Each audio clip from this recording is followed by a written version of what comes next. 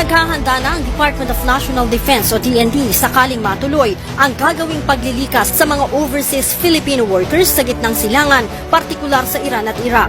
Ayon kay DND Secretary Delfin Lorenzana, 2 landing ship na kayang magsakay ng tig-500 tao, 2 C-130 at isang C-295 planes ang kanilang ipadadala para sa paglilikas sa mga OFW. Magdi-deploy din ang Armed Forces of the Philippines ng 2 batalyong mga sundalo para tumulong sa repatriation. Ang idea ni Presidente is magpadala tayo doon just in case na kailangan ng mga tao natin ng protection.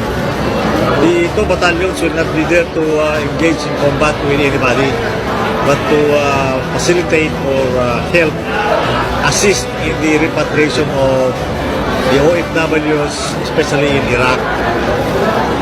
Hindi sila magpunta doon para makipaglaban. Sinabi pa ni Lorenzana na ikinukonsidera din nila ang pagkuha ng cruise ship na kayang magsakay ng 3,000 tao at commercial plane kung maraming OFW ang nais umuwi sa Pilipinas. Sa ngayon, isang barko ng Philippine Coast Guard, ang BRP Gabriela Silang, ang nakatakdang magtungo sa Middle East para tumulong sa evacuation. Galing ng France ang barko at i-deliver na sana sa Pilipinas. Kasalukuyan itong nakadaong sa Malta Pre-Fort at babiyahe na patungong Oman o Dubai. Alert level 3 or 4? To? Alert level 3 or 4 mandatory repatriation? No, not yet. We generally leave it to each individual or each family to decide for themselves whether or not they feel safe or whether or not they would like to be evacuated.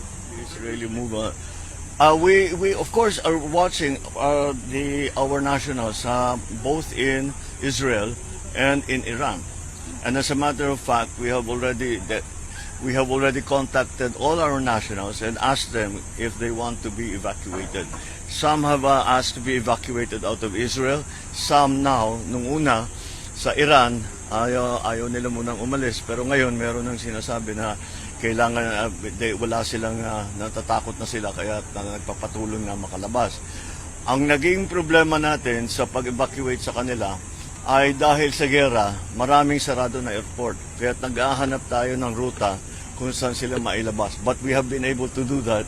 And the first batch, in fact, Secretary Dak is already on his way to Jordan, para ma-coordinate niya both the evacuees from Israel and the evacuees from Iran.